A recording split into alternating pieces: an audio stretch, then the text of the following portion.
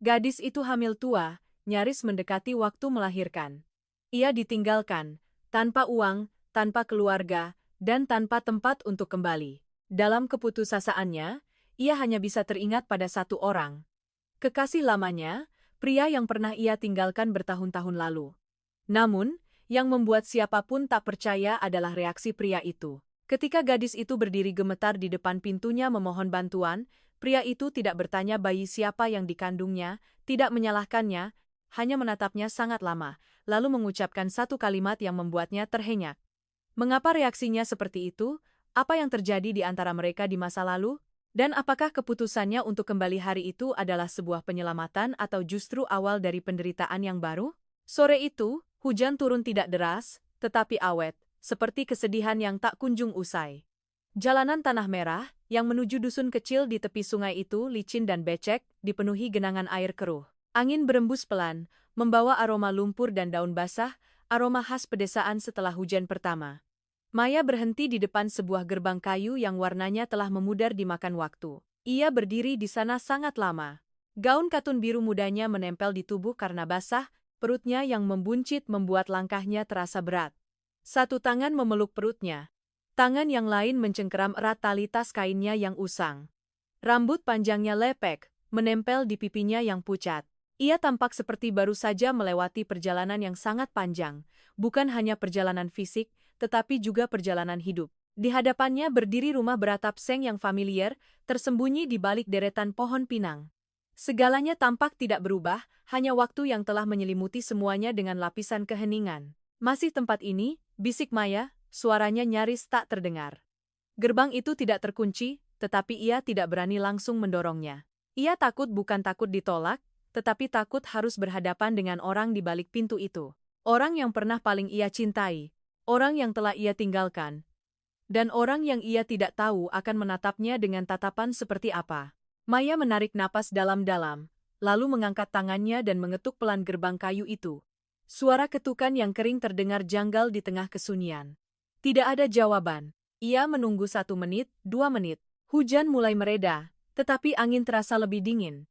Maya hendak berbalik pergi, tetapi tepat pada saat itu, pintu utama rumah terbuka. Seorang pria melangkah keluar. Ia berdiri di teras di bawah atap, matanya menatap ke arah gerbang. Cahaya senja yang remang-remang membuat wajahnya separuh terang separuh gelap, tetapi Maya langsung mengenalinya.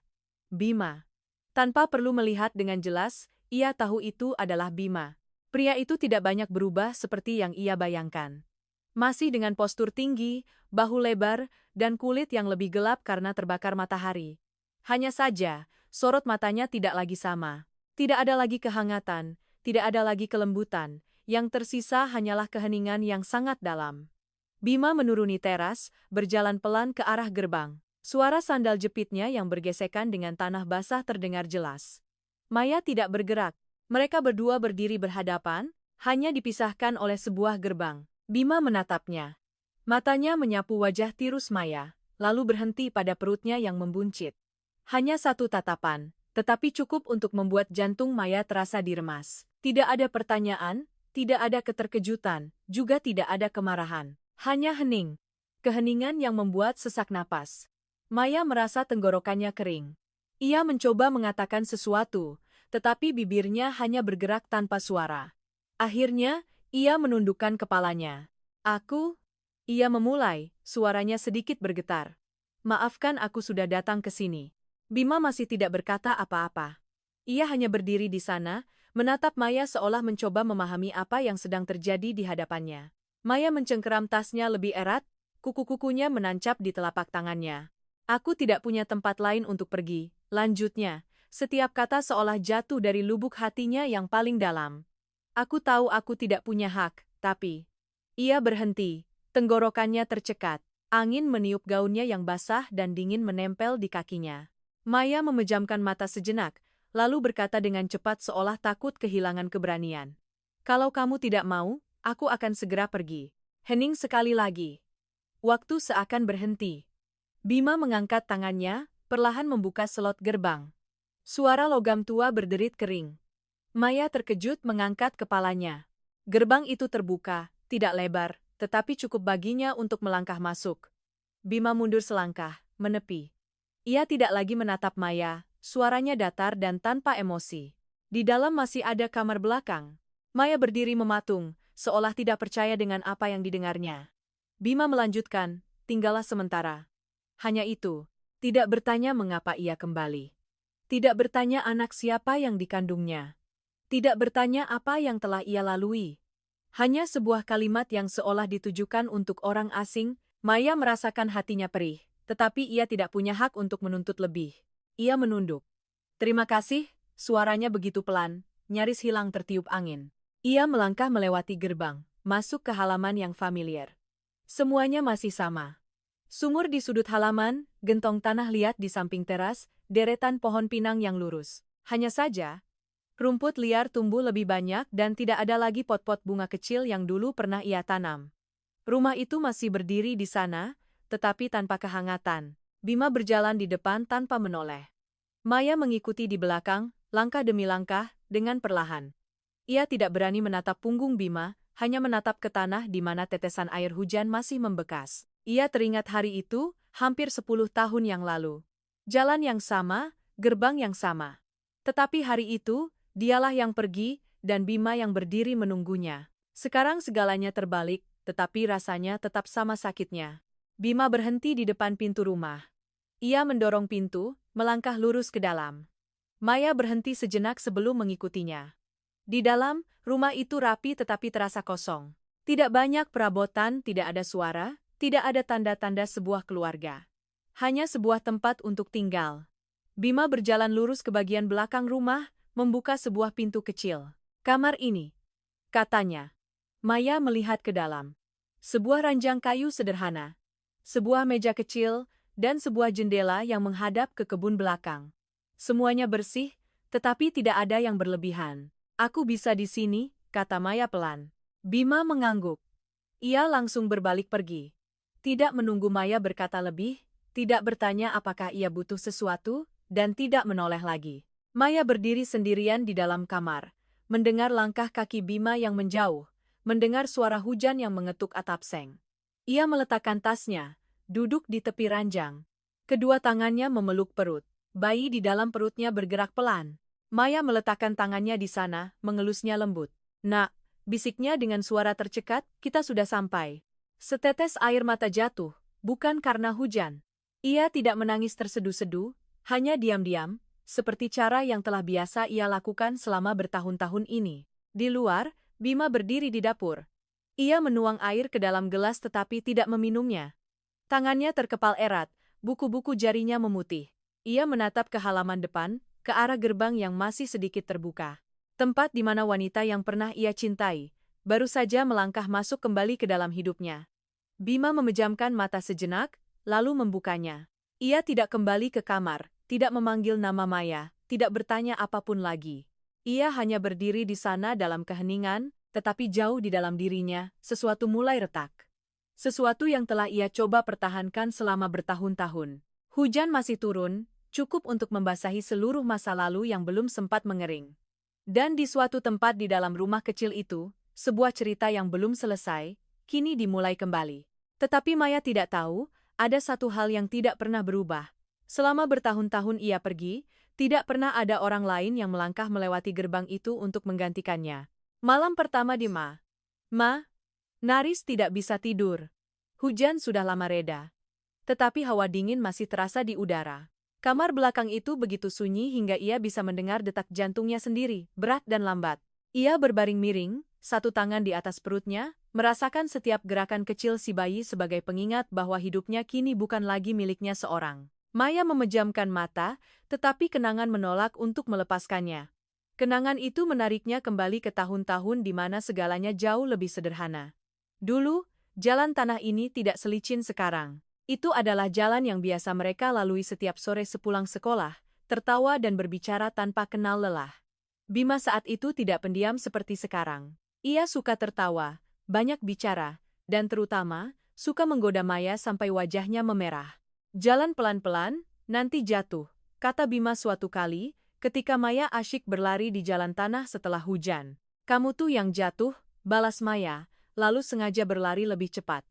Hasilnya, ia benar-benar terpeleset.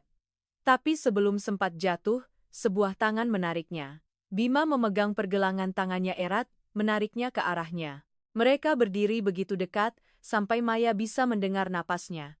Sudah dibilang tidak mau dengar, Bima menggelengkan kepala, tetapi matanya melembut. Maya menarik tangannya, wajahnya memerah. Aku bisa berdiri sendiri. Bima tertawa. Iya, bisa berdiri, tapi kalau jatuh tetap saja sakit. Percakapan-percakapan sepele seperti itu dulu terasa begitu hangat. Ia tidak tahu sejak kapan kehadiran Bima menjadi sebuah hal yang wajar. Bima selalu ada di sana, selalu menunggunya di depan gerbang sekolah, selalu membawakan tasnya yang berat, selalu menjadi orang pertama yang tahu saat ia sedih meskipun ia belum berkata apa-apa, dan juga satu-satunya orang yang bisa membuatnya tertawa sebanyak itu. Maya membuka matanya. Kamar itu gelap, hanya ada cahaya bulan yang remang-remang menyusup melalui celah pintu. Ia membalikkan badan, menatap keluar. Segalanya telah berbeda, sangat berbeda. Keesokan paginya, Maya bangun sangat awal. Bukan karena sudah cukup tidur, tetapi karena ia tidak bisa tidur lagi. Ia duduk perlahan, berusaha agar punggungnya tidak sakit. Perutnya yang berat membuat setiap gerakan menjadi lebih sulit. Ia melangkah keluar. Aroma kopi tubruk dan asap dari tungku kayu merambati udara. Maya berhenti. Di dapur, Bima sedang berdiri memunggunginya.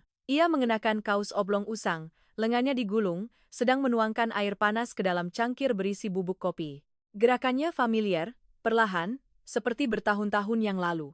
Maya berdiri di sana, bingung antara harus maju atau mundur. Bima sepertinya merasakan ada orang di belakangnya, tetapi ia tidak menoleh. Sudah bangun, minumlah, katanya dengan nada tenang. Maya melangkah masuk, duduk di kursi. Di atas meja sudah tersedia segelas air putih dan semangkuk kecil bubur hangat. Tidak perlu repot-repot, kata Maya ragu. Makanlah, kata Bima singkat. Bukan perintah, tetapi juga bukan pertanyaan. Maya terdiam. Ia mengambil sendok, menyuap sedikit bubur. Rasanya hambar, tetapi hangat. Sebuah perasaan aneh menyusup ke dalam hatinya. Ia tidak berani menatap Bima, tetapi ia bisa merasakan kehadirannya di dapur kecil itu. Seperti dulu, tetapi juga tidak sama. Bima memegang cangkir kopinya, menyesapnya sedikit, lalu meletakkannya. Kamu kembali sejak kemarin? Tanyanya. Matanya masih tidak menatap Maya. Iya. Jawab Maya pelan. Di sana tidak baik-baik saja? Pertanyaan sederhana itu membuat Maya tercekat. Ia tidak tahu harus menjawab apa. Sebagian dari dirinya ingin menceritakan semuanya, tentang hari-hari yang sepi, tentang makan malam yang dingin, tentang air mata yang jatuh tanpa ada yang tahu. Tetapi sebagian lagi tidak ingin mengungkitnya. Sudah tidak ada apa-apa lagi di sana, katanya. Bima tidak bertanya lebih lanjut. Ia mengangguk ringan, seolah jawaban itu sudah cukup. Tetapi di dalam hatinya, segalanya tidak sesederhana itu. Ia ingat betul hari saat Maya pergi. Hari itu tidak cerah, juga tidak hujan. Hanya pagi yang biasa, tetapi baginya, hari itu segalanya berubah. Maya berdiri di depan gerbang, matanya merah. Bapak sudah memutuskan, katanya dengan suara bergetar. Aku tidak bisa membantah. Bima berdiri di hadapannya. Tangannya terkepal, tetapi tidak mengatakan apa-apa. Katakan sesuatu, Maya menatapnya, seolah menantikan sesuatu. Bima membuka mulut, tetapi kemudian terdiam lagi. Ia ingin mengatakan banyak hal, ingin berkata jangan pergi, ingin berkata ia akan berusaha, ingin berkata ia membutuhkannya. Tetapi pada akhirnya, ia hanya berkata, pergilah. Maya tertegun. Kamu tidak menahanku? Bima menatap ke tanah. Aku tidak punya apa-apa untuk menahanmu. Sebuah kalimat yang ringan, tetapi begitu berat hingga membuat Maya tidak bisa bernapas. Ia berbalik, tidak menangis, hanya berjalan pergi. Dan Bima berdiri di sana, tidak mengejar, tidak memanggil, hanya menatap sampai bayangannya hilang.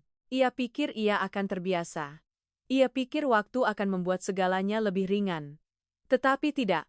Hari-hari setelahnya, ia tetap pergi ke gerbang setiap sore, menatap jalan itu seolah Maya akan kembali. Tetapi Maya tidak kembali. Sampai kemarin, Bima meletakkan cangkir kopinya di meja. Ia menatap ke halaman, matahari sudah terbit. Segalanya tampak normal seperti hari-hari lainnya, tetapi di dalam rumah kini ada satu orang tambahan. Seseorang yang pernah ia pikir tidak akan pernah ia temui lagi. Maya selesai makan, meletakkan sendoknya. Ada yang bisa kubantu? Tanyanya. Bima menggeleng. Tidak perlu. Aku bisa memasak. Tidak perlu. Dua kata yang diulang, singkat dan tegas. Maya terdiam. Ia mengerti, bukan karena Bima tidak butuh, tetapi karena Bima tidak mau. Tidak mau membiarkannya masuk ke dalam kehidupannya lagi. Tidak mau terbiasa lagi. Tidak mau terluka lagi. Maya berdiri. Kalau begitu, aku ke belakang, bersih-bersih sedikit, katanya. Bima tidak menjawab. Ia berjalan ke belakang rumah. Kebun itu masih ada, tetapi rumput liar tumbuh lebih lebat. Bedengan tanah yang kering tidak lagi menunjukkan tanda-tanda dirawat. Maya membungkuk, mencabuti rumput liar satu persatu, perlahan dan hati-hati, seolah sedang melakukan sesuatu yang sangat penting. Di dalam rumah, Bima berdiri menatap dari jendela. Ia melihat Maya, melihat setiap gerakannya yang lambat, melihat caranya membungkuk lalu berdiri dengan susah payah, melihat perut besarnya yang membuatnya kehilangan keseimbangan. Ia mengepalkan tangannya, sebuah perasaan tidak nyaman muncul. Ia berbalik, berkata pada dirinya sendiri bahwa itu bukan urusannya. Tetapi matanya tanpa sadar kembali menatap keluar. Maya duduk sejenak untuk beristirahat, tangannya mengelus perutnya dengan lembut. Nak, sabar sebentar ya, bisiknya. Bima mendengarnya, tidak terlalu jelas, tetapi cukup untuk membuatnya berhenti. Ia menatap Maya beberapa saat lagi, lalu berbalik masuk ke dalam. Tidak berkata apa-apa, tidak melakukan apa-apa, tetapi di dalam hatinya sesuatu mulai bergejolak. Maya tidak tahu bahwa di balik jendela itu, ada seseorang yang masih mengawasi setiap langkahnya. Dan ia sama sekali tidak tahu bahwa cinta mereka di masa lalu tidak pernah benar-benar berakhir. Ia hanya ditinggalkan di sana, menunggu suatu hari untuk bisa dimulai kembali. Hari-hari tinggal di rumah Bima membuat Maya perlahan terbiasa dengan ritme kehidupan pedesaan yang lambat. Namun justru ketenangan itulah yang membuat masa lalunya bangkit kembali dengan lebih jelas. Setiap pagi, ketika sinar matahari menembus sela-sela pohon pinang di halaman, ia teringat pada sebuah tempat lain. Tempat yang pernah ia sebut rumah, tetapi tidak pernah benar-benar menjadi tempat bernaung. Hari saat Maya menikah dengan Dito, cuaca sangat terik. Dusun kecil di kota hari itu riuh dengan suara orang dan ucapan selamat. Semua orang bilang ia beruntung mendapatkan pria yang punya toko, punya uang, tidak perlu hidup susah seperti di desa. Maya saat itu juga percaya begitu.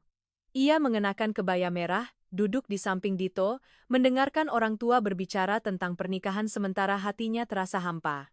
Di dalam kepalanya, satu-satunya bayangan yang terus muncul adalah jalan tanah merah dan seorang pemuda yang berdiri termangu di depan gerbang. Tapi ia sudah melangkah pergi, tanpa menoleh. Awal-awal setelah menikah, Dito memperlakukannya dengan baik. Pria itu tidak banyak bicara, tetapi juga tidak menyebalkan. Toko kecil di kota cukup untuk membuat mereka hidup layak. Maya berusaha beradaptasi, bangun pagi membuka toko, membantu suaminya berjualan, belajar mencatat pembukuan. Ia berkata pada dirinya sendiri, semua akan baik-baik saja. Tapi segalanya tidak berjalan seperti yang ia kira. Usaha Dito mulai menurun. Barang dagangan sepi pembeli, utang perlahan menumpuk. Awalnya hanya keluhan dan helaan napas panjang, kemudian menjadi malam-malam pulang larut dengan bau alkohol yang menyengat. Maya tetap diam. Ia tidak terbiasa bertengkar, juga tidak tahu apa yang harus dilakukan untuk mengubah keadaan. Aku lelah. Dito sering berkata setiap kali Maya bertanya, lalu duduk membanting diri di kursi dan menuang minuman. Jangan minum terlalu banyak, Maya pernah mengingatkan dengan lembut. Dito menatapnya, matanya sayu. Kamu tahu apa? Ucapan itu awalnya hanya terdengar kesal, tetapi perlahan menjadi sebuah jarak. Makan malam tidak lagi diisi obrolan. Malam-malam yang panjang tidak ada lagi yang bertanya kabar. Rumah kecil itu perlahan menjadi dingin meskipun mereka berdua masih tinggal di sana. Maya mulai mengerti. Ia bukan orang yang Dito butuhkan, dan Dito juga bukan orang yang pernah ia harapkan. Tapi ia telah memilih, atau lebih tepatnya, menerima. Tahun kedua pernikahan, Maya hamil. Ia tahu kabar itu pada suatu pagi saat berdiri di kamar mandi, menatap alat tes di tangannya yang menunjukkan 2 garis. Ia terduduk, jantungnya berdebar kencang. Bukan karena bahagia, juga bukan karena takut, melainkan perasaan yang sulit dijelaskan. Ia ingin memberitahu Dito, tetapi malam itu suaminya pulang larut lagi, bau alkoholnya lebih pekat dari biasanya. Maya berdiri di depan pintu menunggunya. Ia bersuara saat Dito melangkah masuk. Dito tidak menatapnya, ia berjalan lurus ke dalam, melemparkan kunci ke atas meja. "Ada masalah?" tanya Maya. "Tidak ada. Aku mau bicara sesuatu." Dito berhenti, menoleh menatapnya, matanya lelah. "Besok saja." "Aku lelah." Maya terdiam. Kalimat itu sudah sering ia dengar, dan setiap kali, tidak pernah ada hari esok. Ia tidak berkata apa-apa lagi, hanya meletakkan tangannya di atas perutnya sendirian. Bulan-bulan berikutnya, Maya tidak lagi menunggu. Ia pergi periksa kandungan sendiri, merawat dirinya sendiri, dan berbicara dengan bayi di dalam perutnya sendiri. Dito masih sama, semakin tenggelam dalam minuman, utang, dan panggilan telepon yang tidak ingin ia dengar. Ada malam-malam di mana Dito duduk sendirian di teras, merokok tanpa henti. Maya menatapnya dari dalam rumah, tidak berani mendekat, tidak tahu harus berkata apa. Jarak di antara mereka bukan lagi ruang, tetapi keheningan. Lalu suatu hari, segalanya berakhir.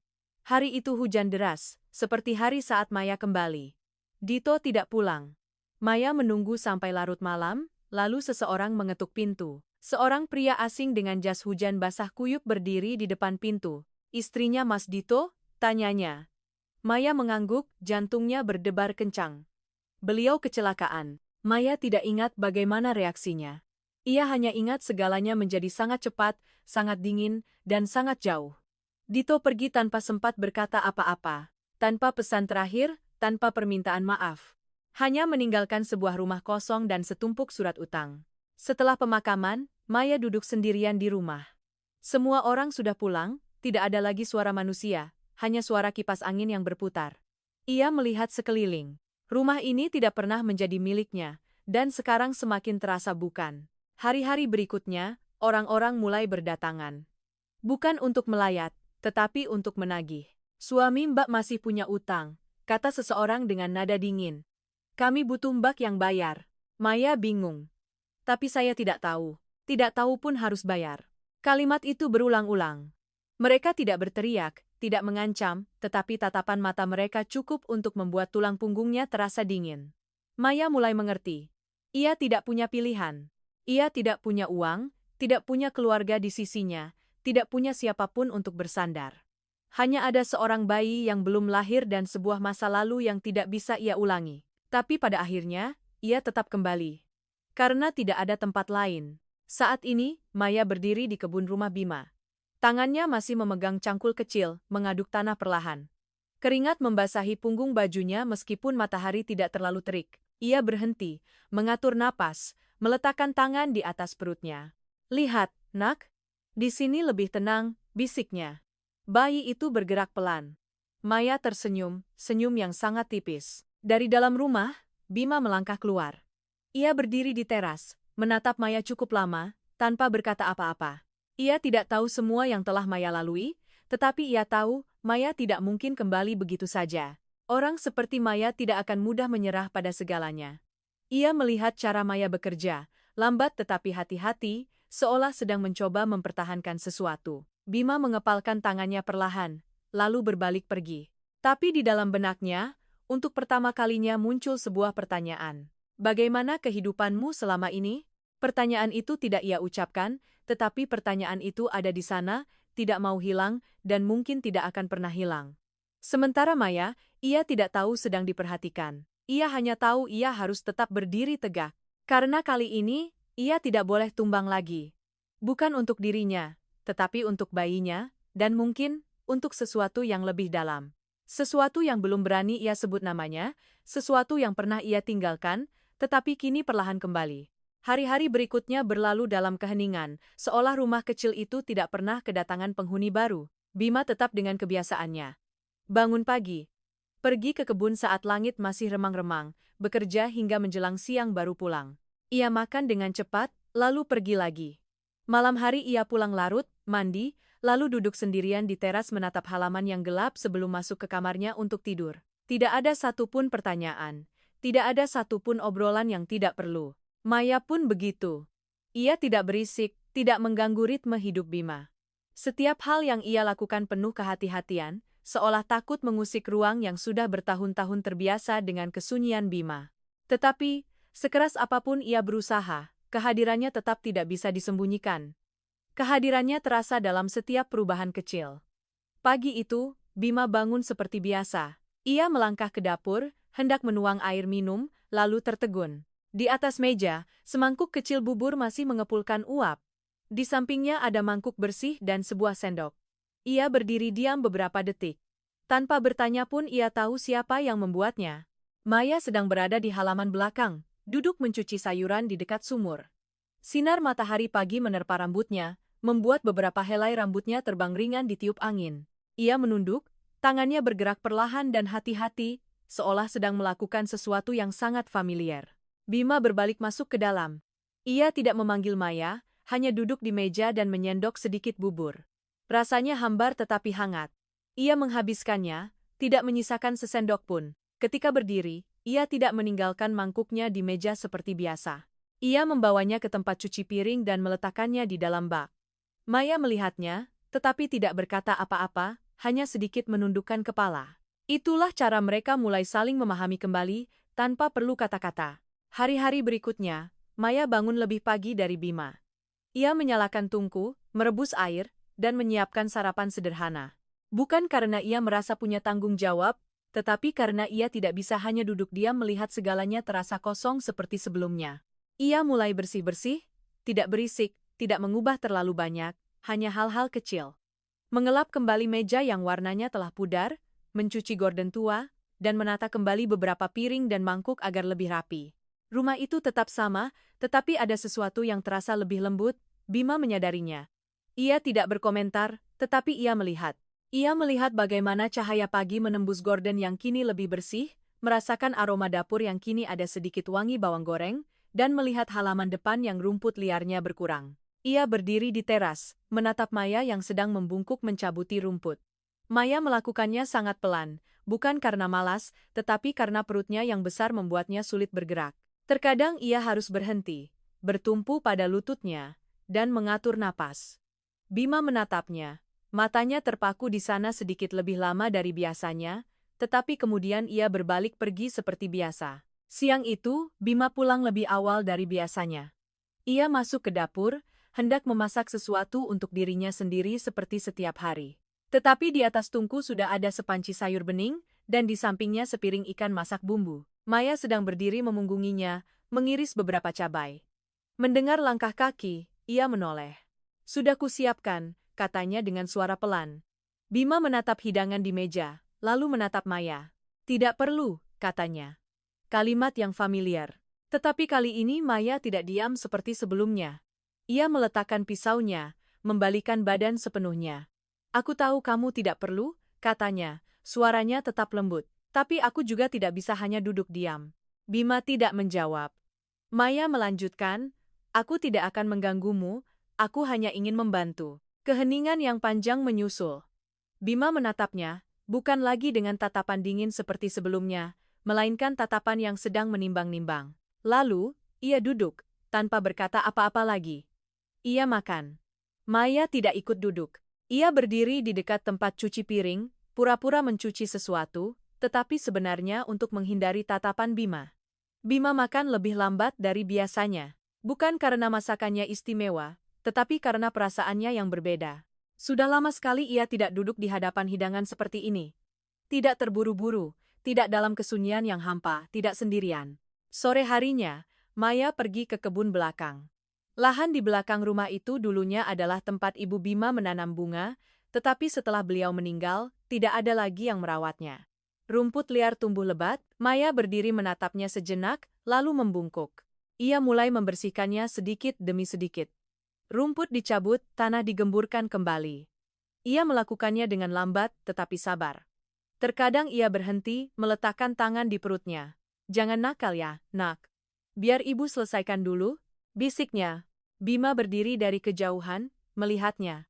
Ia tidak mendekat, tetapi matanya tidak lepas. Ada satu momen ketika Maya berdiri dan sedikit terhuyung.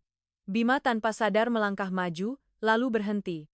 Ia mengepalkan tangannya, seolah mengingatkan dirinya untuk tidak ikut campur. Maya berhasil menjaga keseimbangannya sendiri. Ia tidak tahu. Tidak tahu bahwa ada sepasang mata yang mengawasi setiap gerakannya. Tidak tahu bahwa setiap kali ia melambat, jantung seseorang ikut melambat. Malam itu, tidak turun hujan. Angin berembus pelan di antara pohon-pohon pinang. Maya duduk di kamarnya, menjahit kembali beberapa baju usang yang ia bawa. Bayi di perutnya menendang pelan. Ia tersenyum. Di teras, Bima duduk di kursi kayu, tangannya memegang sebatang rokok yang belum dinyalakan. Ia tidak merokok, hanya memegangnya, matanya menatap ke kegelapan di hadapannya. Di dalam kepalanya, bayangan-bayangan terus berulang. Maya di halaman, Maya di dapur, Maya membungkuk mencabuti rumput, Maya meletakkan tangan di perutnya. Ia tidak mengerti mengapa Maya kembali, tidak mengerti mengapa Maya memilih tempat ini. Tapi ia tahu satu hal. Maya bukan lagi gadis yang dulu, dan ia juga bukan lagi orang yang bisa dengan mudah membuka hatinya seperti dulu. Ia menghela napas pelan, lalu berdiri dan melangkah masuk. Saat melewati kamar Maya, ia berhenti. Pintunya tidak tertutup rapat, cahaya lampu kuning memancar keluar. Ia mengintip. Maya sedang duduk di ranjang, menunduk, tangannya masih menjahit baju. Wajahnya tampak lelah, tetapi damai. Sebuah momen yang sangat singkat. Bima berdiri di sana, tidak masuk, tidak memanggil namanya, hanya menatap, lalu berbalik pergi. Malam itu, dua orang di bawah satu atap, terpisah hanya beberapa langkah, tetapi terasa sejauh dua dunia yang berbeda. Yang satu tidak berani bertanya, yang lain tidak berani bercerita. Tetapi keduanya tahu, keheningan ini tidak bisa berlangsung selamanya. Karena ada hal-hal yang, meskipun tidak diucapkan, terus tumbuh. Seperti bayi di dalam perut Maya, seperti perasaan di dalam hati Bima. Hanya saja belum saatnya. Atau mungkin, keduanya masih menunggu sebuah alasan untuk memulai kembali. Pagi itu, Maya memutuskan untuk pergi ke pasar desa. Bukan karena ia ingin keluar, tetapi karena ia perlu membeli beberapa barang penting. Sedikit kain untuk membuat baju bayi, sedikit garam, sedikit minyak goreng hal-hal kecil, tetapi tanpanya hidup akan terasa kurang. Ia berdiri di depan cermin cukup lama. Gaun katun birunya sudah dicuci bersih, tetapi tetap terlihat usang. Ia merapikan rambutnya, mengikatnya rapi ke belakang. Menatap cermin, ia melihat seorang wanita yang bahkan dirinya sendiri tidak kenali. Lebih kurus, mata lebih cekung, dan perut besar yang membuat postur tubuhnya tidak lagi seimbang. Maya menghela napas pelan. "Ayo berangkat," katanya pada diri sendiri. Jalan menuju pasar tidak jauh, tetapi bagi Maya, terasa lebih panjang dari biasanya. Setiap langkah harus hati-hati. Tanah setelah hujan masih licin, genangan-genangan kecil masih ada di kedua sisi jalan. Ia berjalan pelan, sangat pelan, sesekali harus berhenti untuk mengelus perutnya. "Sabar sebentar ya, nak," katanya pelan. Pasar desa terletak di ujung jalan besar, tempat pertemuan beberapa dusun kecil. Pagi hari, pasar ramai. Suara obrolan, tawar-menawar, dan deru sepeda motor berbaur menjadi satu, menciptakan suara yang familiar. Tetapi ketika Maya melangkah masuk, segalanya seolah melambat sejenak. Tidak ada yang langsung berkomentar, tetapi tatapan mata mereka berbicara. Beberapa orang mengenalinya, beberapa tidak, tetapi mereka tetap menatap. Menatap perutnya, wajahnya, dan caranya berjalan. Maya menunduk. Ia sudah menyiapkan mentalnya, tetapi saat benar-benar menghadapinya, tetap saja sulit. Ia menghampiri lapak kain milik seorang ibu parubaya. "Bu, boleh lihat kain yang lembut untuk baju bayi?" kata Maya dengan suara pelan. Ibu itu menatapnya sekilas, lalu berbalik mengambil kain. "Dari mana, Neng?" tanyanya sekadar basa-basi. "Saya dari Dusun Dalam, Bu," jawab Maya. "Dusun Dalam?" Ibu itu mengerutkan kening. "Di rumah siapa?" Maya terdiam sejenak. "Rumah Mas Bima." Begitu jawaban itu keluar, suasana seolah berubah. Ibu penjual kain tidak berkata apa-apa lagi, tetapi dari lapak sebelah, sebuah suara terdengar. Tidak keras, tetapi cukup untuk didengar orang-orang di sekitarnya. "Oh, jadi kamu yang itu, ya?" Maya menoleh.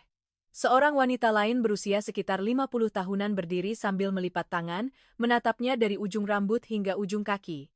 Katanya pulang ke rumah si Bima, tapi perutnya sudah begitu. Wanita itu berbicara dengan nada yang tidak menyembunyikan sindiran. Beberapa orang di sekitar menoleh, tidak ada yang tertawa, tetapi juga tidak ada yang membela. Maya mengepalkan tangannya. Ia tahu ini akan terjadi, hanya tidak menyangka secepat ini. "Anak zaman sekarang memang beda ya," lanjut wanita itu, seolah berbicara pada angin, "tapi di desa ini, orang masih pegang adat." Maya menunduk. Ia tidak membalas. Bukan karena tidak mau, tetapi karena ia tahu, berkata apapun akan sia-sia. Perkataan seperti itu tidak butuh alasan, hanya butuh sasaran. Penjual kain memberikan beberapa gulungan kain pada Maya, suaranya lebih pelan. Dilihat dulu, Neng. Maya mengangguk. Ia memilih dengan cepat beberapa potong kain lembut, lalu membayar. Tidak menawar, tidak berkata apa-apa lagi. Ia berbalik untuk pergi. Tetapi saat melewati wanita tadi, wanita itu menambahkan, perempuan itu harus bisa jaga diri. Kalimat itu tidak keras, tetapi terasa seperti tusukan. Maya berhenti sejenak, lalu terus berjalan tanpa menoleh. Keluar dari pasar, ia berjalan lebih cepat, tidak lagi perlahan seperti saat datang. Jantungnya berdebar kencang, bukan karena lelah, tetapi karena sesak. Ia berjalan beberapa meter, lalu berhenti di bawah pohon ketapang di pinggir jalan. Ia bersandar pada batang pohon, menunduk. Air matanya jatuh, tidak banyak, hanya beberapa tetes, tetapi cukup untuk membuat matanya perih. Tidak apa-apa, katanya pada diri sendiri. Suaranya bergetar. Tidak apa-apa. Ia sudah terbiasa dengan keheningan, tetapi bukan berarti ia tidak merasakan sakit. Di pasar, ucapan-ucapan itu mungkin hanya obrolan selintas, tetapi baginya, itu adalah beban yang berat. Ia menarik napas dalam-dalam, menyeka air matanya, lalu melanjutkan perjalanan. Ia tidak tahu bahwa di belakangnya, ada seseorang yang baru saja mendengar semuanya. Bima berdiri di ujung pasar. Ia datang belakangan. Bukan karena perlu membeli sesuatu, tetapi karena pagi tadi saat melihat Maya bersiap-siap keluar, ia merasa tidak tenang. Ia tidak memanggilnya, hanya menunggu sejenak, lalu mengikutinya dari kejauhan agar Maya tidak tahu. Dan ia melihat cara orang-orang menatapnya, melihat cara Maya menunduk, melihat cara Maya diam, dan mendengar setiap kata yang diucapkan. Bima tidak langsung masuk. Ia berdiri di sana mendengarkan. Wajahnya tidak berubah, tetapi tangannya sudah terkepal erat. Baru setelah Maya pergi, ia melangkah masuk ke pasar. Ia berjalan lurus ke lapak kain. Wanita yang tadi berkomentar masih berdiri di sana. Melihat Bima, ia tersenyum tipis. Ke pasar juga, Bima. Bima tidak tersenyum. Ia meletakkan sekantong biji kopi di atas meja. Kopi sekilo, Bu. Penjual menimbang kopi. Tidak ada yang mengungkit kejadian tadi, tetapi suasananya masih terasa tegang. Bima menerima kantong kopinya, hendak berbalik, lalu berhenti. Ia menoleh, menatap lurus ke arah wanita yang tadi menyindir. Suaranya datar, tidak keras, tetapi jelas. Dia tinggal di rumah saya. Seluruh lapak menjadi sunyi. Wanita itu mengerutkan kening. Loh, saya kan cuma bilang. Bicaralah dengan saya, potong Bima. Tidak galak, tetapi tegas. Matanya tidak lepas dari wanita itu. Tanpa perlu berkata lebih, pesannya sudah sangat jelas. Beberapa orang di sekitar saling pandang. Tidak ada yang berani bersuara. Wanita itu membuang muka, tidak berkata apa-apa lagi. Bima tidak tinggal lebih lama. Ia melangkah keluar dari pasar. Angin bertiup lebih kencang, tetapi hatinya tidak terasa lebih ringan. Di jalan pulang, ia melihat Maya. Ia berjalan di depan, pelan, masih dengan postur yang sama, masih dengan cara memeluk perutnya saat berjalan. Bima tidak memanggil. Ia hanya berjalan di belakang, menjaga jarak. Sampai di depan gerbang, Maya membuka pintu dan melangkah masuk. Bima berhenti sejenak sebelum menyusul. Maya tidak tahu bahwa Bima pergi ke pasar, tidak tahu bahwa Bima mendengar semuanya. Ia meletakkan belanjaannya, pergi ke dapur, mencuci tangan, lalu mulai memasak. Seolah tidak terjadi apa-apa. Tapi matanya masih merah. Bima berdiri di teras. Ia melihat ke dalam, melihat dengan jelas, tetapi tidak bertanya. Bukan karena tidak peduli, tetapi karena tidak tahu harus memulai dari mana. Malam itu, makan malam masih seperti hari-hari biasanya. Ada sayur, ada ikan, ada kuah. Bima duduk. Maya berdiri di dekat tungku, makanlah, katanya. Bima menatapnya. Duduk dan makanlah, katanya. Maya terkejut. Aku bisa makan nanti. Duduk. Suaranya tidak keras, tetapi tidak bisa ditolak. Maya perlahan duduk. Mereka duduk berhadapan. Untuk pertama kalinya dalam satu meja makan. Tidak ada yang berbicara, tetapi tidak ada lagi jarak seperti sebelumnya. Sesuatu telah berubah, sangat kecil, tetapi jelas. Maya mengambil sepotong ikan, tangannya sedikit gemetar. Bima melihatnya. Ia tidak berkomentar, hanya terus makan, tetapi tatapan matanya tidak lagi sedingin dulu. Di luar, angin meniup deretan pohon pinang, menimbulkan suara daun yang bergesekan. Di dalam rumah kecil itu, dua orang masih dalam keheningan, tetapi kali ini, mereka tidak lagi sepenuhnya asing. Dan di suatu tempat di dalam hati Maya, sebuah perasaan yang sangat ringan muncul. Bukan kebahagiaan, belum, tetapi sedikit rasa aman. Sementara Bima, ia tidak mengatakannya, tetapi ia tahu, mulai hari ini, ia tidak akan membiarkan siapapun berbicara tentang Maya seperti itu lagi. Setelah kejadian di pasar hari itu, Maya jadi lebih jarang keluar. Bukan karena takut, tetapi karena ia sadar, ia belum cukup kuat untuk menghadapi tatapan dan perkataan semacam itu. Setiap hari ia memilih untuk tinggal di dalam rumah, di kebun kecil di belakang, tempat di mana setidaknya ia bisa bernapas dengan normal. Bima tidak pernah mengungkit kejadian di pasar, juga tidak bertanya apakah ia baik-baik saja. Tetapi sejak hari itu, ia pulang sedikit lebih awal. Pekerjaan di kebun tetap ia lakukan, tetapi tidak sampai larut malam seperti sebelumnya.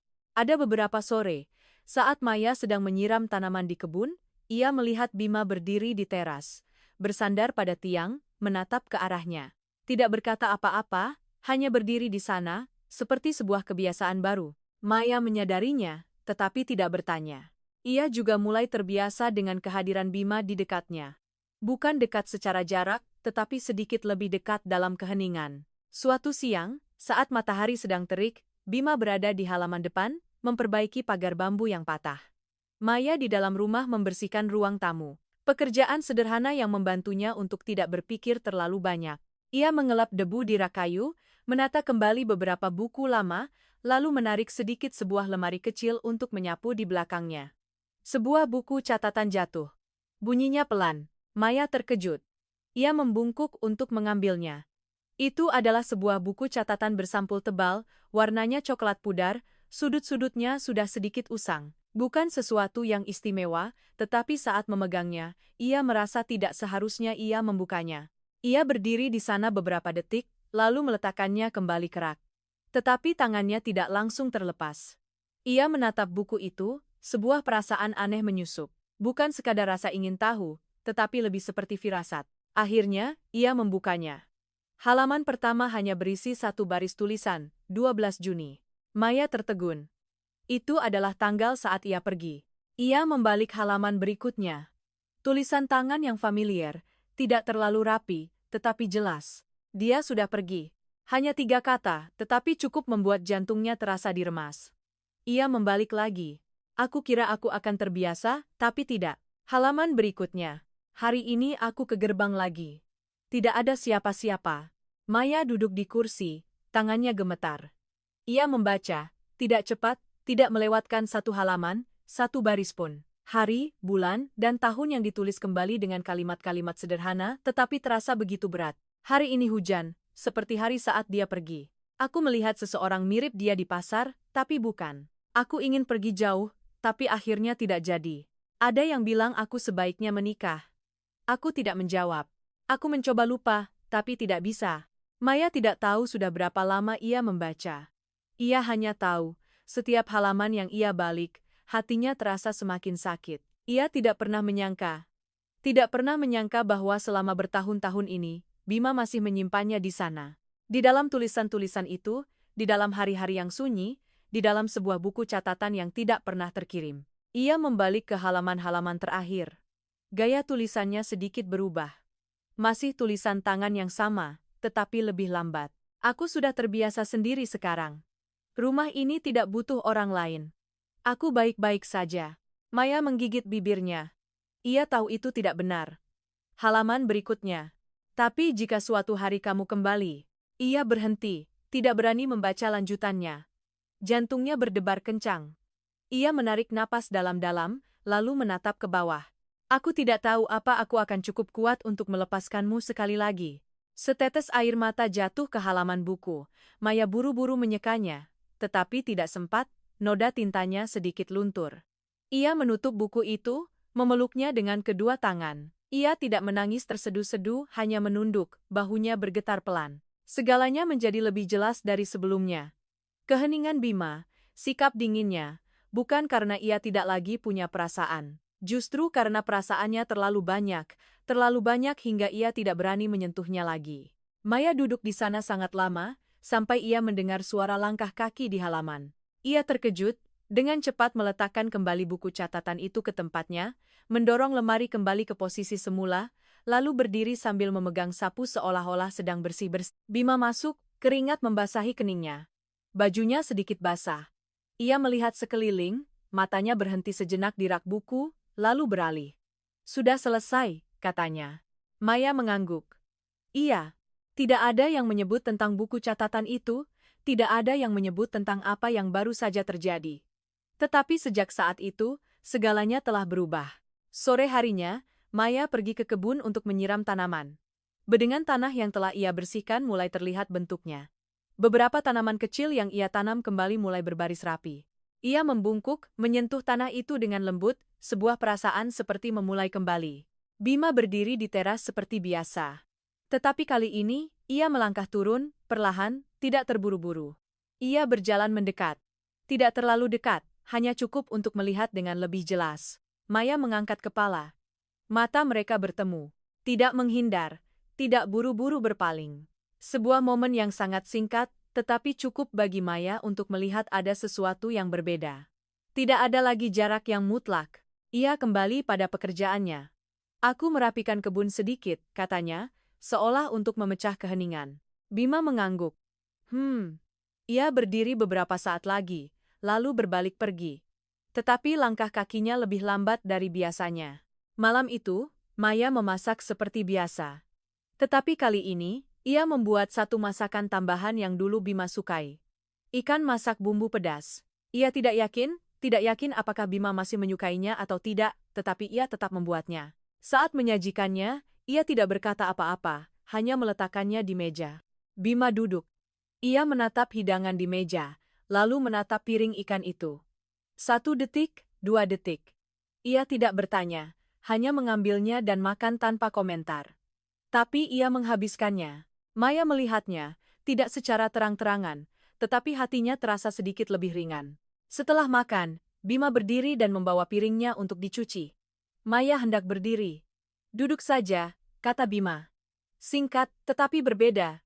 Maya duduk kembali, menatap punggung Bima. Sebuah perasaan aneh. Bukan lagi jarak, juga belum bisa disebut kedekatan, tetapi ini adalah sebuah transisi. Malam itu, Maya berbaring di kamarnya, tidak langsung tidur. Ia menatap langit-langit, memikirkan tulisan-tulisan di dalam buku catatan itu, memikirkan pria yang berada di kamar sebelah. Seseorang yang pernah ia kira telah meninggalkannya selamanya, tetapi ternyata tidak pernah. Ia meletakkan tangan di atas perutnya, si bayi bergerak pelan. Nak, bisiknya, mungkin semuanya belum berakhir. Di kamar sebelah, Bima juga belum tidur. Ia berbaring menghadap dinding, tetapi matanya tidak terpejam. Di kepalanya, bayangan Maya terus muncul. Bukan Maya yang dulu, tetapi Maya yang sekarang. Lelah tetapi kuat, diam tetapi tegar. Ia menghela napas sangat pelan, lalu memejamkan mata. Tetapi kali ini, tidurnya datang lebih lambat. Karena ada hal-hal yang sudah mulai berubah. Meskipun belum ada yang mengatakannya, keduanya bisa merasakan bahwa keheningan bertahun-tahun itu perlahan mulai menemukan suaranya. Sore itu, hujan turun dengan sangat cepat. Saat Maya masih berada di kebun belakang, langit baru terlihat mendung. Angin berhembus pelan di antara pohon-pohon pinang. Tetapi kurang dari setengah jam kemudian, awan hitam datang menutupi langit, angin menguat, lalu hujan turun deras seperti ditumpahkan. Maya bergegas mengumpulkan beberapa peralatan yang ada di luar, melangkah cepat masuk ke dalam rumah.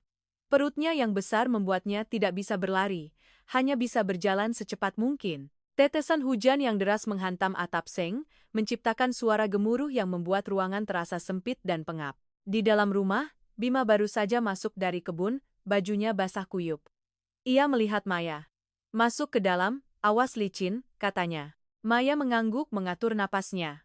Ia berjalan ke dapur, tangannya masih memeluk perut. Hujan yang terlalu deras membuat keduanya terpaksa tinggal di dalam rumah, tidak ada yang bisa keluar. Ruangan menjadi tertutup, hanya ada suara hujan dan 2 orang manusia.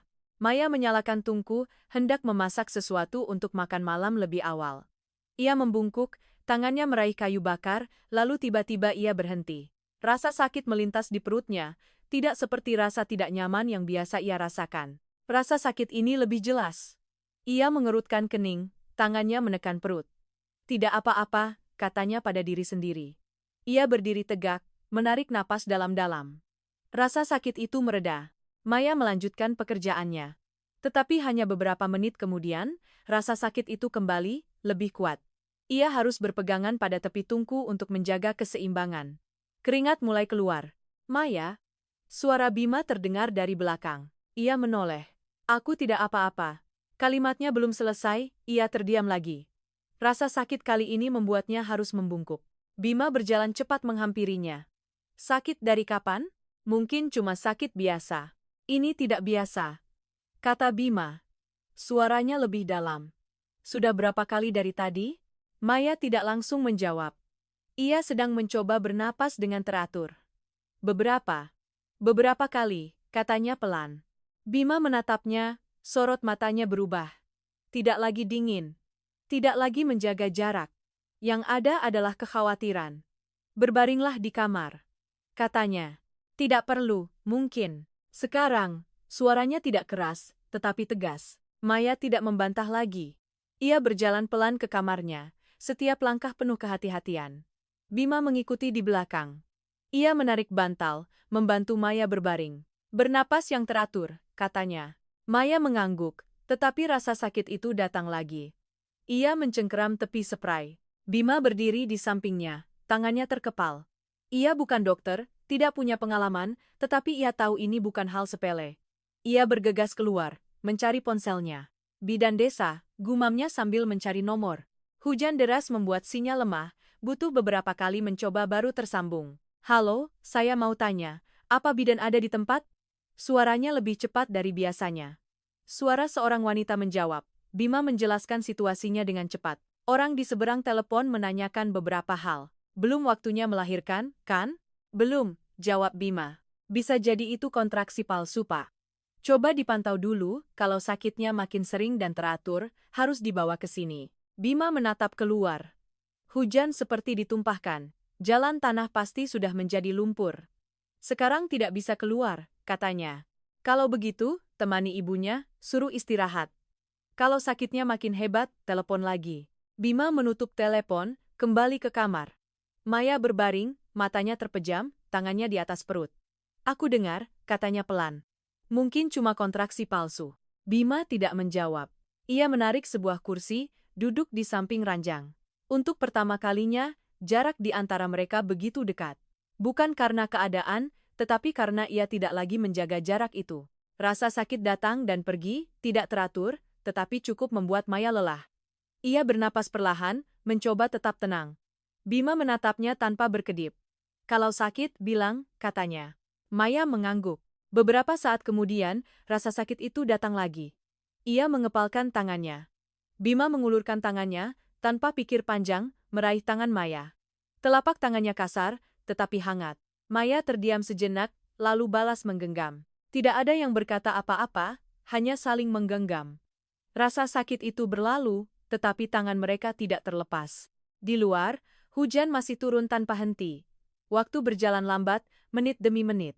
Maya mulai kelelahan. Rasa sakitnya menjadi lebih jarang, ia mulai mengantuk. Bima masih duduk di sana, tidak beranjak, tidak pergi kemanapun. Hanya duduk, menatap, dan menunggu. Beberapa saat kemudian, Maya terlelap. Napasnya teratur, tangannya masih menggenggam tangan Bima. Bima menatap ke bawah, sorot matanya melembut, sangat lembut. Ia tidak menarik tangannya, tidak ingin membangunkan Maya, tidak ingin merusak momen ini. Ia duduk di sana, mendengarkan suara hujan, mendengarkan napas Maya.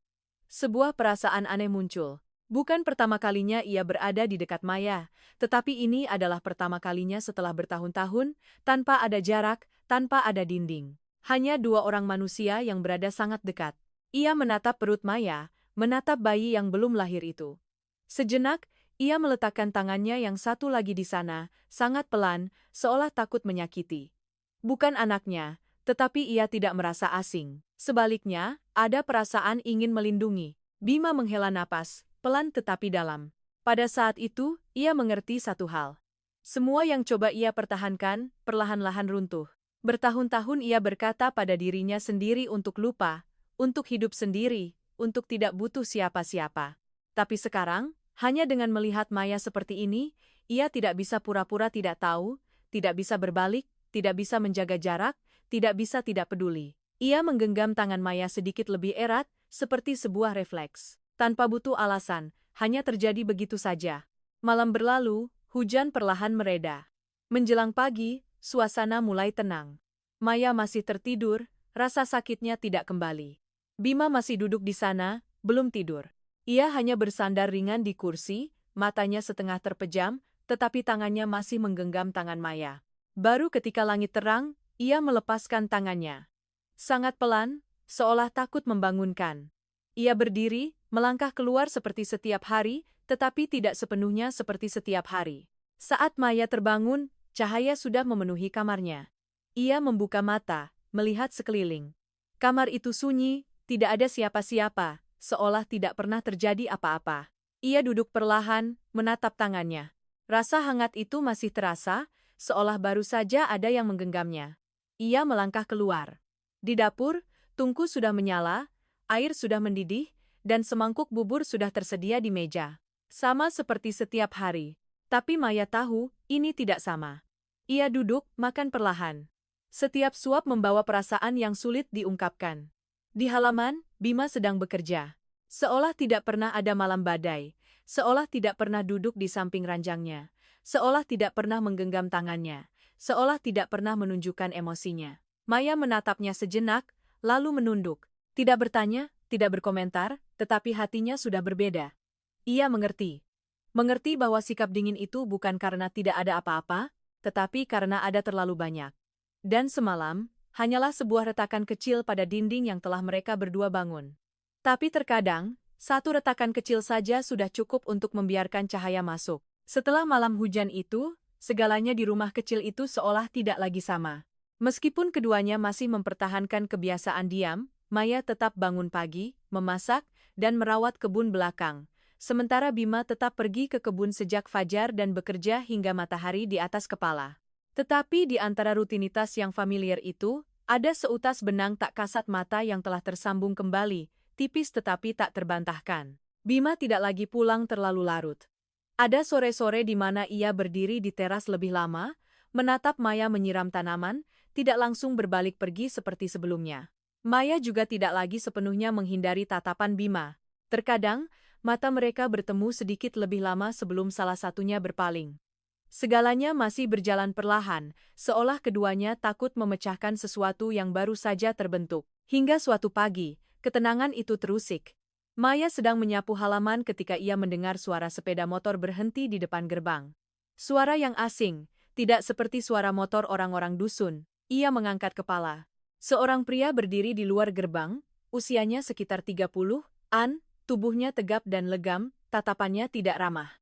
Ia mengenakan jaket hitam, celana jeans, dan sedang memegang ponsel. Maya tertegun. Rasa dingin menjalar di punggungnya. Tanpa perlu bertanya, ia tahu siapa orang ini. Pria itu menatapnya dari atas ke bawah, lalu tatapannya berhenti di perut Maya. Ia tersenyum sinis. Benar juga kamu di sini. Maya mencengkeram gagang sapunya lebih erat. Anda cari siapa? Tanyanya. Mencoba menjaga suaranya tetap tenang. Tidak usah pura-pura. Pria itu melangkah mendekati gerbang. Aku kakaknya Dito. Kalimat itu seperti tusukan. Meskipun sudah siap, Maya tetap merasa jantungnya diremas. Ada perlu apa? Tanyanya. Perlu apa? Pria itu tertawa. Kamu pikir dengan kabur semua beres? Saya tidak kabur, kata Maya perlahan. Hanya saja, saya tidak punya apa-apa lagi untuk membayar. Tidak punya apa-apa. Ia menyeringai. Suamimu yang utang. Sekarang kamu yang bayar. Saya tidak meminjam, tapi kamu istrinya. Suara pria itu mengeras, tidak keras, tetapi penuh tekanan. Maya terdiam. Ia tahu, berdebat saat ini tidak ada gunanya. Pria itu melangkah lebih dekat, tangannya diletakkan di atas gerbang. Ikut aku, katanya. Selesaikan semuanya. Maya mundur selangkah. Saya tidak mau. Tidak mau? Pria itu tertawa. Kamu pikir kamu punya pilihan? Tepat pada saat itu, sebuah suara terdengar dari belakang. Lepaskan tanganmu, Bima. Ia berdiri di pintu rumah, tatapannya dingin. Pria itu menoleh. Oh, tuan rumah. Kamu yang menyembunyikannya? Bima menuruni teras, berjalan lurus ke arah gerbang. Ada urusan apa? Bicaralah dengan saya, katanya. Orang itu menatap Bima, menilainya dari atas ke bawah. Ini urusannya, bukan urusanmu. Di sini, kata Bima pelan, itu urusan saya. Tidak keras, tetapi jelas. Pria itu tertawa mengejek. Berani juga kamu. Kamu tahu dia utang berapa? Bima tidak menjawab. Kalau tidak tahu, jangan ikut campur. Lanjut pria itu. Jangan cari masalah. Bima membuka gerbang, melangkah keluar, berdiri berhadapan dengan pria itu. Berapa? Tanyanya. Pria itu sedikit terkejut. Tidak sedikit. Berapa? Pria itu menatap Bima, lalu menyebutkan sebuah angka. Tidak terlalu besar untuk tidak bisa dibayar, tetapi juga tidak kecil untuk diselesaikan dengan mudah. Maya mendengarnya, hatinya mencelos. Ia tahu Bima tidak punya uang sebanyak itu, setidaknya tidak saat itu juga. Bima mengangguk ringan. Beri saya waktu, katanya. Waktu? Pria itu mengerutkan kening. Aku bukan bank. Berapa lama? Pria itu diam sejenak. 3 bulan. Bima berpikir, lalu mengangguk. Baik. Maya terkejut. Jangan, katanya sambil melangkah maju. Aku tidak akan membiarkanmu. Masuk, potong Bima. Maya terpaku. Tapi, masuk. Suaranya tidak keras, tetapi tidak bisa dibantah. Maya menggigit bibirnya. Ia menatap Bima, ingin mengatakan sesuatu, tetapi akhirnya berbalik dan masuk ke dalam. Pria itu menatap kepergian Maya, lalu kembali menatap Bima. 3 bulan. Kalau tidak ada uangnya, aku kembali lagi. Bima mengangguk. Pria itu naik ke motornya, menyalakannya dengan suara keras, lalu pergi. Suara mesinnya perlahan menjauh, mengembalikan kesunyian, tetapi bukan lagi kedamaian. Bima berdiri di sana sejenak, lalu berbalik masuk. Maya sudah menunggu di dalam. Matanya penuh kekhawatiran. Kamu tidak perlu melakukan itu, katanya. Bima tidak menatapnya. Sudah kukatakan, tapi itu bukan tanggung jawabmu. Bima berbalik menatapnya. Untuk pertama kalinya, matanya tidak menghindar. Di sini, katanya, itu tanggung jawab saya. Maya menggeleng. Aku tidak mau kamu menanggungnya. Kamu pikir aku akan membiarkanmu menanggungnya sendirian? Pertanyaan itu membuat Maya terdiam. Bima menghela napas pelan. Bukan karena tanggung jawab, katanya dengan suara yang lebih dalam, tapi karena aku tidak bisa membiarkannya. Maya menatapnya lama. Ia mengerti. Mengerti bahwa Bima melakukannya bukan karena kewajiban, tetapi karena hal lain. Sesuatu yang mereka berdua tahu, tetapi belum terucap. Hari-hari berikutnya, Bima mulai berubah. Ia bekerja lebih keras, pergi ke kebun lebih pagi, dan pulang lebih larut. Ada malam-malam di mana ia duduk menghitung sesuatu, mencoret-coret di atas kertas. Maya melihatnya, tidak bertanya, tetapi ia tahu Bima sedang mencari cara. Suatu malam, saat Bima sedang menelepon di luar, Maya yang berdiri di dekat pintu tidak sengaja mendengar. Apa kamu bisa meminjamiku? Jeda sejenak. Tidak, aku akan bayar lunas. Maya berbalik pergi, hatinya terasa berat. Ia tidak perlu mendengar lebih lanjut. Ia sudah mengerti. Bima sedang berusaha mencari uang untuknya. Ia duduk di ranjang, kedua tangannya memeluk perut. Nak, bisiknya, kita tidak bisa tinggal. Ia melihat sekeliling kamar, tempat yang baru saja mulai ia anggap nyaman, tempat yang baru saja memberinya rasa aman, kini menjadi sebuah beban. Ia teringat tatapan pria tadi pagi, teringat kata-katanya, teringat cara Bima membelanya. Dan ia tahu, jika ia tetap di sini, masalah tidak akan berhenti sampai di situ. Ia tidak bisa membiarkan Bima berkorban lebih banyak lagi. Malam itu, Maya tidak tidur. Ia berbaring menatap langit-langit, mendengarkan suara angin di teras, mendengar langkah kaki Bima. Dan di dalam hatinya, sebuah keputusan perlahan terbentuk. Sebuah keputusan yang pernah ia ambil sebelumnya. Tetapi kali ini, bukan karena terpaksa, melainkan karena ia memilih. Dan mungkin, rasanya akan sama sakitnya seperti yang pertama. Sejak hari kedatangan pria itu, rumah kecil itu tidak lagi setenang sebelumnya. Tidak ada yang mengungkit kejadian itu, tetapi masalah itu tetap ada, menyusup ke dalam setiap jeda di antara mereka. Bima bekerja lebih keras, sementara Maya menjadi lebih pendiam. Percakapan yang sudah jarang kini semakin langka, bukan karena jarak, tetapi karena masing-masing menyimpan sesuatu yang tak terucap. Maya mulai memperhatikan perubahan-perubahan kecil.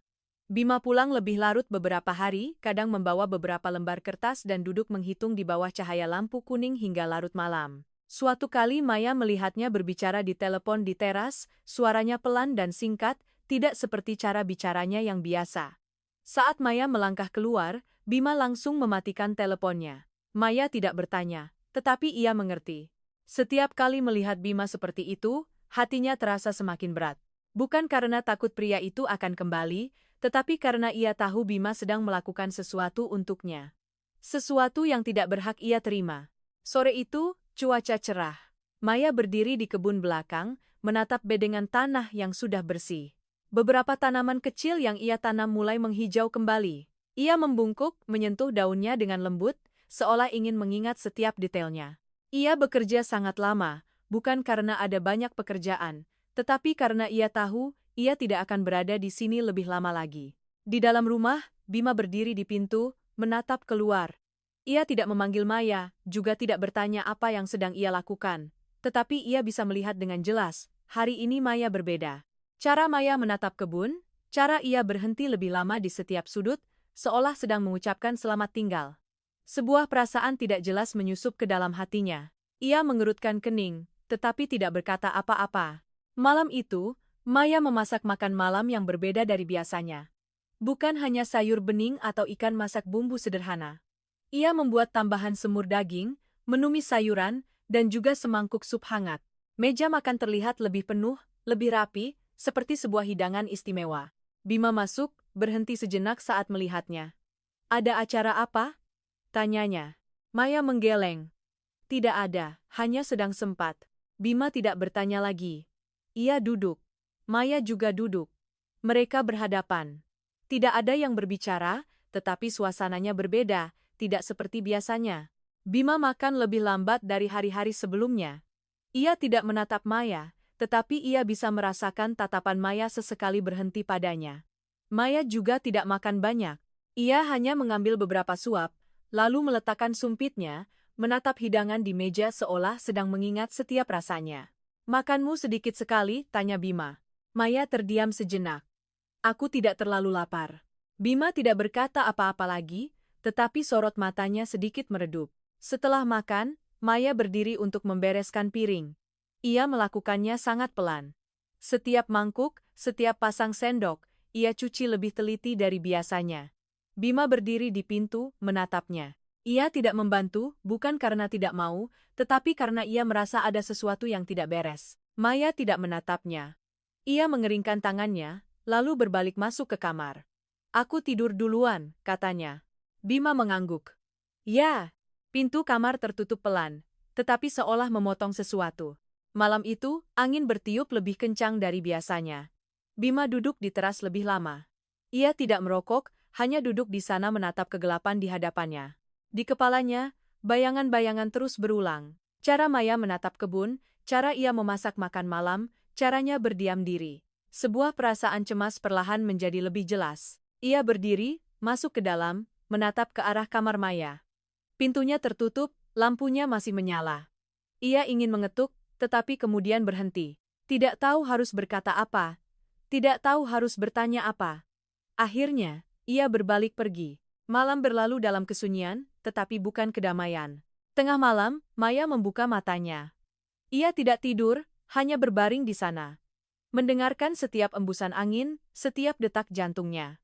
Ia duduk, perlahan menatap sekeliling kamar. Segalanya terasa familiar, tetapi sebentar lagi akan menjadi asing. Ia berdiri, mengambil tas kainnya, melipat beberapa helai pakaiannya. Tidak banyak, hanya cukup untuk dipakai. Ia melakukannya dengan sangat pelan, seolah takut membangunkan seseorang. Selesai berkemas, ia berdiri sejenak, menatap kamar itu untuk terakhir kalinya, lalu membuka pintu dan melangkah keluar. Rumah itu gelap, hanya ada cahaya bulan yang menyelinap masuk dari jendela. Maya berjalan melewati dapur, melewati teras, ke halaman. Setiap langkah terasa berat, tetapi ia tidak berhenti. Sampai di gerbang, ia meletakkan tangannya di selot kayu, berhenti. Jantungnya berdebar kencang. Bukan karena takut, tetapi karena sakit. Ia memejamkan mata sejenak, hendak membukanya. Maya. Sebuah suara terdengar dari belakang. Tidak keras, tetapi cukup untuk membuatnya mematung. Ia tidak menoleh, tidak berani. Ia tahu, jika ia menoleh, ia tidak akan bisa pergi. Bima menuruni teras, berjalan ke arahnya. Setiap langkahnya terdengar jelas. Maya mencengkeram erat tali tasnya. Aku hanya pergi sebentar, katanya dengan suara pelan. Kamu mau pergi selamanya? Bukan pertanyaan, melainkan pernyataan. Maya terdiam. Bima berhenti di belakangnya, jarak mereka sangat dekat. Karena kejadian tempo hari, tanyanya. Maya menggeleng. Bukan, lalu apa? Maya berbalik. Untuk pertama kalinya malam itu, mata mereka bertemu. Tidak ada lagi penghindaran, tidak ada lagi keheningan. Aku tidak bisa tinggal, katanya. Kenapa? Karena aku akan menyusahkanmu. Bima mengerutkan kening. Aku sudah susah, katanya dengan suara dalam. Bukan karena kamu. Maya menggigit bibirnya. Tapi aku tidak mau menambahnya. Kamu pikir dengan kamu pergi semua akan selesai. Bima melangkah lebih dekat. Kamu pikir aku akan tenang jika kamu menghilang? Maya tidak menjawab. Ia tahu jawabannya adalah tidak. Tapi ia tidak punya pilihan lain. Kamu sudah pernah pergi sekali, kata Bima, suaranya perlahan merendah. Kali ini, kamu mau pergi lagi. Maya menatapnya, air matanya mulai menggenang. Dulu aku tidak punya pilihan, katanya. Kali ini, aku punya. Jadi kamu memilih untuk pergi. Aku memilih untuk tidak menyusahkanmu lagi. Hening sejenak. Angin bertiup lebih kencang. Bima menatapnya sangat lama, lalu ia berkata, perlahan tetapi jelas setiap katanya. Aku tidak takut utang. Maya tertegun. Aku tidak takut apa kata orang. Suaranya tidak lagi setenang sebelumnya. Aku hanya takut. Ia berhenti, menarik napas dalam-dalam. Takut kehilanganmu. Maya berdiri mematung.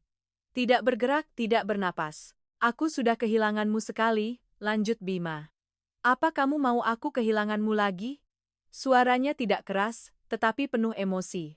Untuk pertama kalinya, tidak ada yang ditutupi. Maya menangis, tidak bisa ditahan lagi. Air matanya jatuh deras. Aku tidak mau, katanya dengan suara tercekat. Kalau begitu, jangan pergi. Bima melangkah lebih dekat, sangat dekat. Tetaplah di sini. Hanya 3 kata, tetapi cukup. Maya menatapnya. Di matanya, untuk pertama kalinya setelah sekian lama, bukan lagi keraguan, melainkan sebuah pilihan. Ia melepaskan genggamannya, tas kainnya jatuh ke tanah. Suaranya pelan, tetapi terdengar jelas seperti sebuah keputusan. Ia melangkah maju, tidak cepat tetapi pasti, dan berhenti tepat di hadapan Bima.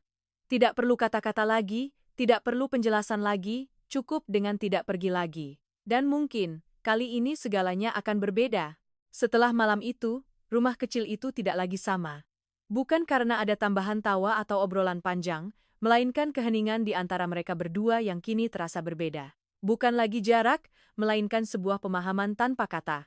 Rutinitas harian tetap berjalan seperti biasa, tetapi setiap tindakan kini membawa kepedulian yang lebih jelas. Keesokan paginya, Maya bangun lebih siang. Saat ia melangkah ke dapur, matahari sudah tinggi. Di atas meja, masih ada semangkuk bubur hangat seperti setiap hari, tetapi di sampingnya kini ada segelas air hangat. Bima sedang berada di halaman, memperbaiki atap teras yang sedikit bocor. Maya berdiri di pintu, menatapnya sejenak. Tanpa perlu dipanggil, Bima menoleh. Mata mereka bertemu. Tidak ada penghindaran, tidak ada sikap dingin. Hanya sebuah kewajaran yang sebelumnya tidak mereka miliki. Makanlah, kata Bima. Maya mengangguk. Kamu sudah makan? Sudah. Jawaban yang sederhana, tetapi kali ini Maya tidak lagi merasa jauh. Ia duduk, makan perlahan. Setiap suap bubur membawa perasaan yang sangat berbeda. Setelah sarapan, Maya pergi ke kebun seperti biasa. Tetapi kali ini, saat ia membungkuk untuk mencabuti rumput, Bima mendekat. Biar aku saja, katanya. Maya mengangkat kepala. Aku bisa. Aku tahu, balas Bima. Tapi tidak perlu. Maya menatapnya sejenak, lalu berdiri dan mundur selangkah. Bukan karena ia lemah, tetapi karena ia menerima. Bima membungkuk, melanjutkan pekerjaan yang tertunda, tanpa berkata apa-apa, tetapi tindakannya sudah cukup jelas. Maya berdiri di sampingnya, tangannya di atas perut. Sebuah kehangatan merayap di hatinya, bukan sekadar bantuan, melainkan sebuah bentuk berbagi. Hari-hari berikutnya, Bima mulai menata ulang segalanya. Ia tidak lagi pergi bekerja terlalu pagi atau pulang terlalu larut.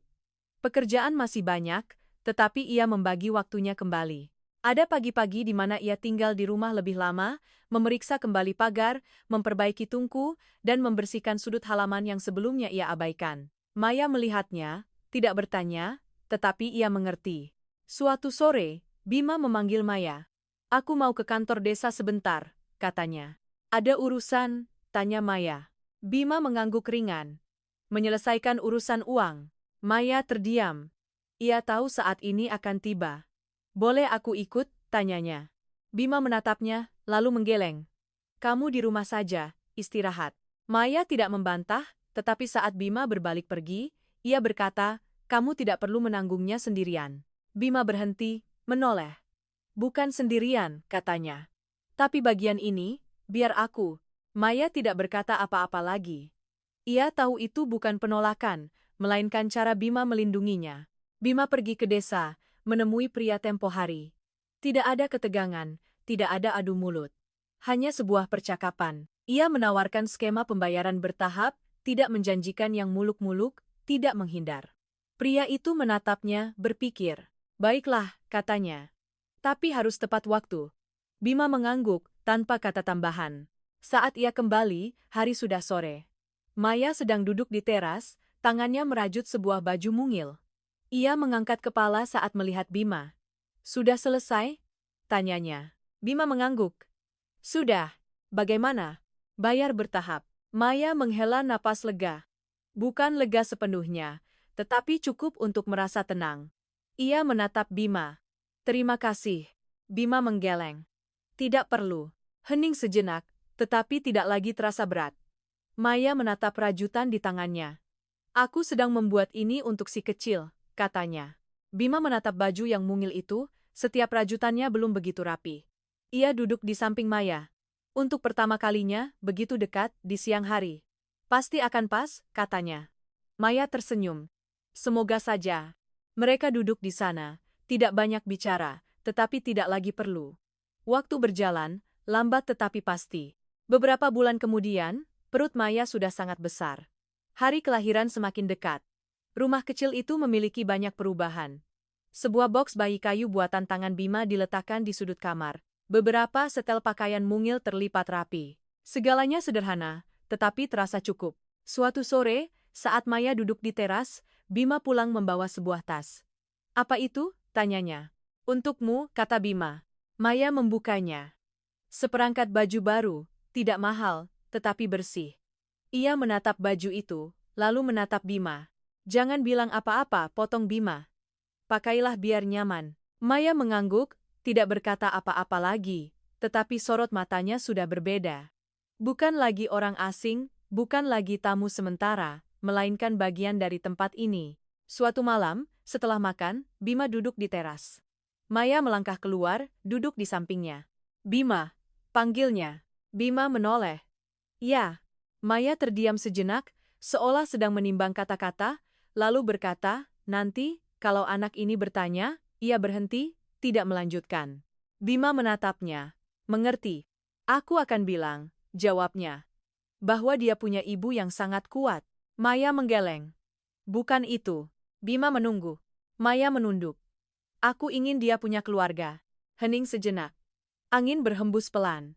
Bima menatapnya, lalu berkata, "Dia akan memilikinya." Maya mengangkat kepala, tatapan mata Bima tidak ragu. "Bukan karena dia," lanjut Bima, "tapi karena aku memilihnya." Maya tidak berkata apa-apa, hanya menatap Bima, dan untuk pertama kalinya, ia tersenyum dengan tulus. Hari kelahiran tiba di suatu pagi yang cerah. Tidak ada hujan, tidak ada kepanikan. Bima membawa Maya ke bidan desa sejak pagi. Ada perawat, ada bidan. Segalanya berjalan sebagaimana mestinya. Tidak terburu-buru, tidak berbahaya. Hanya sebuah perjalanan. Bima berdiri di luar, tidak mondar-mandir, hanya berdiri menunggu seperti dulu ia pernah menunggu. Tetapi kali ini, bukan dalam keputusasaan, melainkan dalam harapan. Suara tangis bayi terdengar, jelas dan kuat.